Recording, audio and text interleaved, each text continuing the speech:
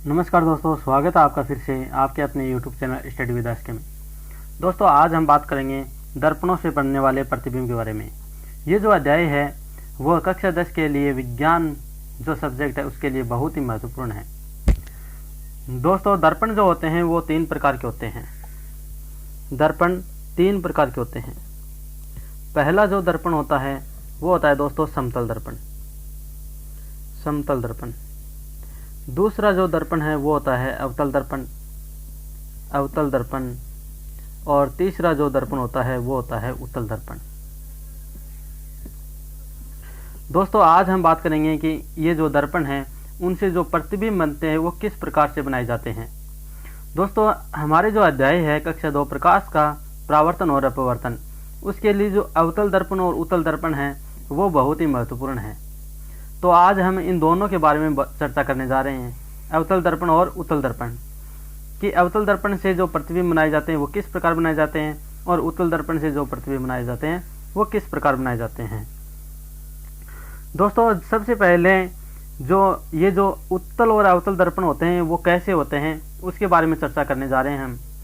दोस्तों, अवतल और उत्तल जो दर्पण होते हैं वो दोनों ही किसी गोलीय दर्पण होते हैं। ये क्या होते हैं? गोलीय दर्पण होते हैं। गोलीय दर्पण क्या होते हैं? वो दर्पण जो किसी गोले के भाग होते हैं वो होते हैं गोलीय दर्पण। दोस्तों देखिए, ये एक गोला ले लेते हैं हम। ये क्या है? एक गोला है। इस गोले को अगर हम बीच में से काट दें, मान लो कि यहाँ से इस गोले को हमने काट दिया, इसको काट दिया तो इसके 2 भाग बन गए। एक भाग तो ये इस प्रकार का बन गया और दूसरा भाग बन गया इस प्रकार का। अब देखिए, इसमें से एक तो बनेगा उत्तल दर्पण और एक बनेगा अवतल दर्पण। अगर दोस्तों इसके अब हम अंदर की ओर पॉलिश कर दें, अंदर की ओर क्या कर दें? पॉलिश कर दें। अंदर की ओर हमने क्या कर दी? पॉलिश कर दी। अंदर की ओर पॉलिश कर दी तो ये कौन सा दर्पण बन गया? ये बन गया उत्तल दर्पण। उत्तल दर्पण। अगर हमने बाहर की ओर पॉलिश कर दी, अगर हमने कहाँ पे पॉलिश कर दी? लेंस के, यानी कि हमने बाहर की ओर पॉलिश कर दी तो ये अवतल दर्पण बन गया। अवतल दर्पण। तो फिर देखिए कि उत्तल दर्पण क्या होते हैं? उत्तल दर्पण होते हैं कि जिनका उभरा हुआ भाग परावर्तक की तरह कार्य करे। यानी ये उभरा हुआ भाग है, ये किसकी तरह कार्य करेगा? ये परावर्तक की तरह कार्य करेगा। तो ये कौन सा दर्पण है? ये उत्तल दर्पण है। जब धंसा हुआ भाग, ये देखो धंसा हुआ भाग है, धंसा हुआ भाग परावर्तक की तरह कार्य करे तो होता है अवतल दर्पण। दोस्तों, ये एक गोले के भाग हैं। तो अब हम दर्पण का जो प्रतिबिंब बनाने से पहले इसके कुछ नियम हैं, यानी प्रतिबिंब के क्या हैं? कुछ नियम हैं, उसके बारे में हम चर्चा करने जा रहे हैं। गोलीय दर्पणों से बनने वाले प्रतिबिंबों के नियम, यानी प्रतिबिंबों के कुछ नियम हैं। प्रतिबिंब बनाने के कुछ नियम, बनाने के नियम। अगर ये नियम हमें याद हैं, अगर इन नियमों को हम याद कर लेते हैं या समझ लेते हैं तो हम जो प्रतिबिंब बनेंगे वो बनाने में हमें कोई दिक्कत नहीं होगी। लेकिन सबसे पहले हमें क्या है? ये जो नियम है इन नियमों को याद करना पड़ेगा, यानी ये जो नियम है इनको समझना ही पड़ेगा। पहला नियम देखिए, पहला नियम क्या है? अक्ष के समांतर किरण। क्या है? अक्ष के समांतर किरण। अक्ष के समांतर किरण। अक्ष के समांतर किरण यानी अब देखिए, हम क्या है? अवतल दर्पण या उत्तल दर्पण कोई भी ले सकते हैं। पहले हम अवतल दर्पण की चर्चा करते हैं। अवतल दर्पण की चर्चा करते हैं तो ये देखिए, ये हमने क्या ले लिया? अवतल दर्पण ले लिया। ये हमारा क्या है? अवतल दर्पण है। बाहर की ओर क्या कर दी? हमने पॉलिश कर दी इसके। अब देखिए, ये जो किरण जाएगी यहाँ से, इसको बोलते हैं मुख्य अक्ष। क्या बोलते हैं इसको? इसको बोलते हैं मुख्य अक्ष। मुख्य अक्ष। और हमारा नियम क्या है? अक्ष के समांतर, यानी कि मुख्य अक्ष के जो समांतर प्रकाश की किरण आएगी, मुख्य अक्ष के समांतर अगर प्रकाश की किरण आएगी, मुख्य अक्ष के समांतर अगर प्रकाश की किरण आएगी, यहाँ पर क्या होता है? एफ होता है इसका फोकस बिंदु, और ये होता है वक्रता केंद्र सी। वक्रता केंद्र सी। देखिए दोस्तों, ये अगर मुख्य अक्ष के समांतर, ये मुख्य अक्ष है, मुख्य अक्ष के क्या आ रही है, समांतर आ रही प्रकाश की किरण। अगर मुख्य अक्ष के समांतर प्रकाश की किरण आती है तो दर्पण से परावर्तन के बाद, दर्पण से परावर्तन के बाद हमेशा मुख्य अक्ष, यानी कि मुख्य अक्ष के समांतर प्रकाश की किरण आई तो दर्पण से परावर्तन के बाद हमेशा जो फोकस बिंदु है उससे प्रकाश की किरण जाएगी। यही पहला नियम है, यानी ये जो फोकस बिंदु है इससे ये प्रकाश की किरण जाएगी। जो किरण दर्पण की ओर आती है उसको हम कहते हैं आपतित किरण। आपतित किरण। जो किरण दर्पण से परावर्तन के बाद निकलती है उसको बोलते हैं परावर्तित किरण। परावर्तित किरण। तो दो प्रकार की किरण हो गई, एक हो गई आपतित किरण और दूसरी हो गई परावर्तित किरण। यानी जो पहला नियम है वो समझ लो।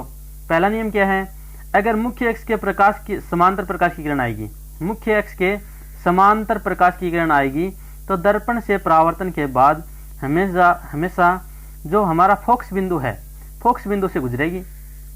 ये हमारा पहला नियम है। और हम जो प्रतिबिंब बनाने सीख रहे हैं वो सीख रहे हैं अवतल दर्पण के। फिलहाल कौन से दर्पण के? अवतल दर्पण के। ये पहला नियम है, ठीक है ना। अब चलिए देखते हैं दूसरा नियम। दूसरा नियम क्या कहता है? दूसरा नियम देखो दोस्तों, पहले हम क्या बना लेते हैं, पहले हम बना लेते हैं दर्पण बना लेते हैं। ये देखिए, ये हमने अवतल दर्पण बना लिया, ये हमारा अवतल दर्पण है। अब इसमें हम मुख्य अक्ष बना लेते हैं। ये हो गया मुख्य अक्ष। मुख्य अक्ष में ये हो गया फोकस बिंदु और ये हो गया वक्रता केंद्र C। दूसरा जो नियम है वो है दोस्तों, अगर प्रकाश की किरण, अगर प्रकाश की किरण फोकस बिंदु से आती है, अगर प्रकाश की किरण फोकस बिंदु से आती है तो दर्पण से परावर्तन के बाद हमेशा मुख्य अक्ष के समांतर हो जाती है। ये क्या है? मुख्य अक्ष है, मुख्य अक्ष। यानी कि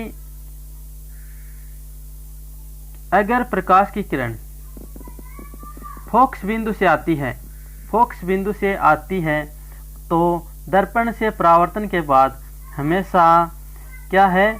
मुख्य अक्ष है ना, मुख्य अक्ष के क्या हो जाती है? समांतर हो जाती है। दर्पण से परावर्तन के बाद ये देखिए इसके समांतर हो जाएगी। तो ये किरण कौन सी हो गई? आपतित किरण। ये हो गई आपतित किरण और ये हो गई परावर्तित किरण।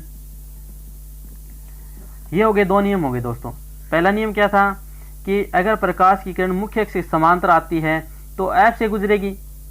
और दूसरा नियम क्या है? अगर प्रकाश की किरण F से आती है तो परावर्तन के बाद हमेशा मुख्य अक्ष के समांतर हो जाती है। अब चलिए बात करते हैं तीसरे नियम की।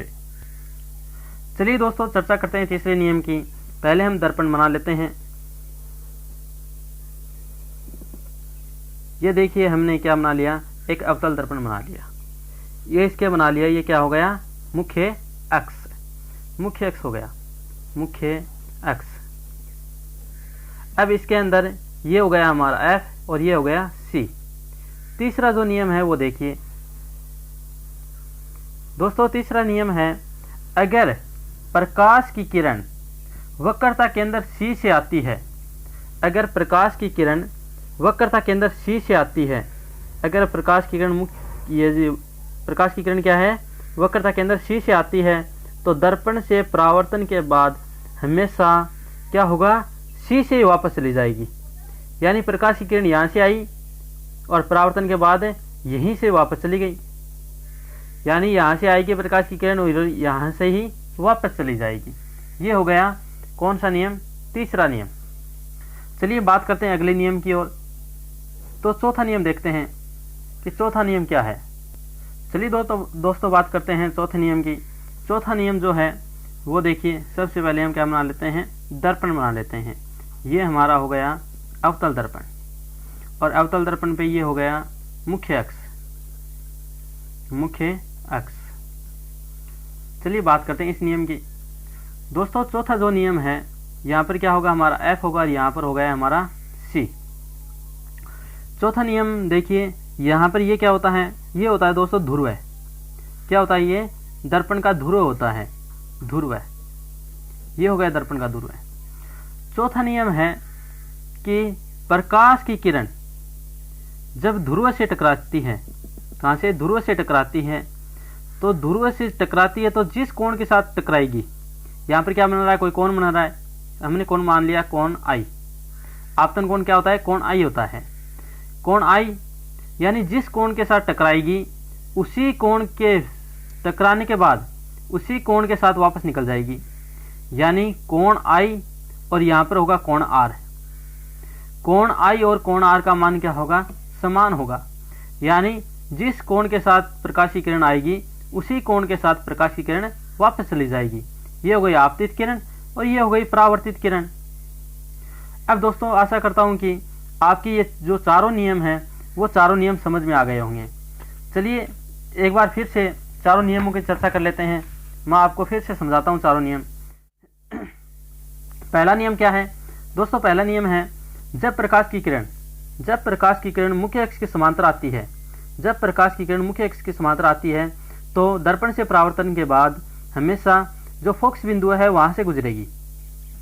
फिर दूसरा नियम है अगर प्रकाश की किरण F से आती है यानी फोकस बिंदु से आती है तो दर्पण से परावर्तन के बाद मुख्य अक्ष के समांतर हो जाएगी। तीसरा नियम देखिए दोस्तों, तीसरा नियम है अगर प्रकाश की किरण वक्रता केंद्र C से आती है तो दर्पण से परावर्तन के बाद वापस C से ही निकल जाती है, C से गुजर जाएगी वापस। और चौथा नियम देखिए, चौथा नियम है ये ध्रुव है, प्रकाश की किरण ध्रुव पर जिस कोण के साथ टकराएगी उसी कोण के साथ वापस निकल जाएगी, यानी आपतन कोण आई और परावर्तन कोण आर दोनों का मान क्या होगा, बराबर होगा। दोस्तों वीडियो ज़्यादा लंबा ना हो जाए इसलिए आज के वीडियो में हम इतनी चर्चा करेंगे। आज के वीडियो में हमने चर्चा की है कि दर्पण कितने प्रकार के होते हैं और दर्पणों से जो प्रतिबिंब बनते हैं उनके नियमों के बारे में। दोस्तों अगले वीडियो में हम अवतल दर्पण से प्रतिबिंब बनाना सीखेंगे। तब तक आप ये जो चार नियम हैं चारों नियमों को याद कर लीजिए।